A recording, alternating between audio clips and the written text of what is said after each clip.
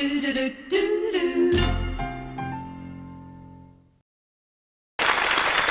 back. Death and destruction in the streets of Beijing have horrified people, of course, around the world. But for Chinese living here in Australia, the message is especially harrowing for obvious reasons. Friends, loved ones, people they know are back there and they're here. To talk about this tragedy, please welcome Chinese community leader Dr. Peter Chan.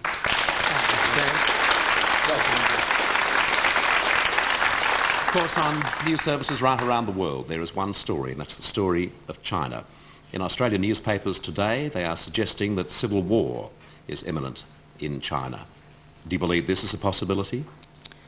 It is a great possibility, Bert, because if you look at the Chinese university students in Beijing, they consist of elite, the cream of the whole population, the young population from all over China. And they will have relatives and people in the army or higher places who might not be agreeable to the people in power. So in that respect, I would say that the possibility of a civil war is quite imminent, and I wouldn't rule that out.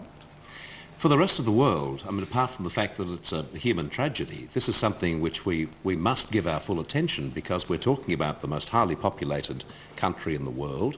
We're talking about a people who up until recent times, I think most of us wouldn't have suggested there'd be any opportunity or any chance or any reason for real uprising. And now this story comes across after a time when you must have thought for a week or 10 days that things had settled down there.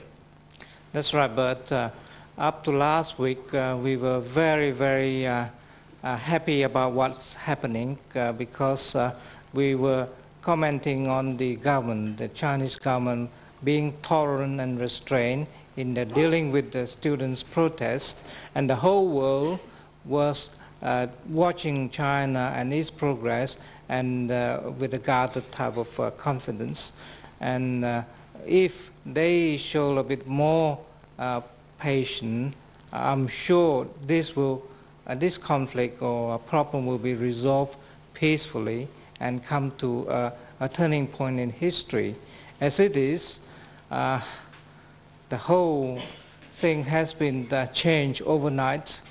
The reform and also the international goodwill and credibility achieved by the Chinese government has been put to test at the moment. And I'm not blaming anybody, because our Chinese community in here pledge our alliance to the Australian government. Australia is our country, we are Australian citizens. However, this particular event go far beyond that. It cuts across all barriers of politics. Normally we won't even involve in discussion in overseas politics. This is a human issue, and we find that there is atrocious action of the army in the still of the night, massacring thousands and thousands of people without arms. This is something that we can't comprehend.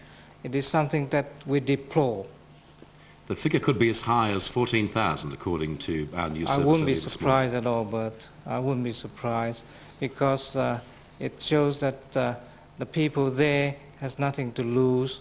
They have an ideal that the whole world is becoming better, more freedom, more equality, and more democracy, as shown by Gorbachev tearing down the wall, withdrawing troops from everywhere, and the goodwill established all over the world is so significant. And here we have a setback, a really major setback in the whole world, not just China. So I weep not only for those being killed, I weep not only for the people in China, I weep for the whole world. Dr. Chan, world leaders such as President Bush, such as our own Prime Minister Bob Hawke, are you happy with their sort of reaction? Do you believe that simply with the Prime Minister saying that the next trip is off, and Mr. Bush being basically so quiet in his rhetoric, and perhaps from an American president that's all you require at this moment, some rhetoric, and it's not forthcoming. Are you disappointed? Well, I have to be very frank in my answer because in one aspect I have reservation about the degree of their action is insufficient. But on the other hand, I would say that China has come a long way under Teng's reform. Now, if you cast your mind back before Teng's years, it was even worse during the Gang of Four. Now, I'm involving in politics now. I'm just discussing it as an observer. I do not wish to be seen as someone actively advocating one way or another, because that's not my role. My role is as a Chinese living here and Australian from the outside looking in. Now, you have to be very careful in situations like this. A reform achieved throughout the years in the economic aspect can be very, very fast. As you know, once you have incentive in any commercial dealing, the reward is very, very great. And China is such a big country, and the activity is very, very vigorous. Now, to say that if we try to impose trade sanction or whatever, that would be too severe because it hurts the people more than anything else. And as you just read from the newspaper that civil war is imminent. Now, it's not the total population of Chinese. So as an outsider, I mean, you wouldn't suggest the trade sanctions are required, really? Well, I wouldn't, because you can't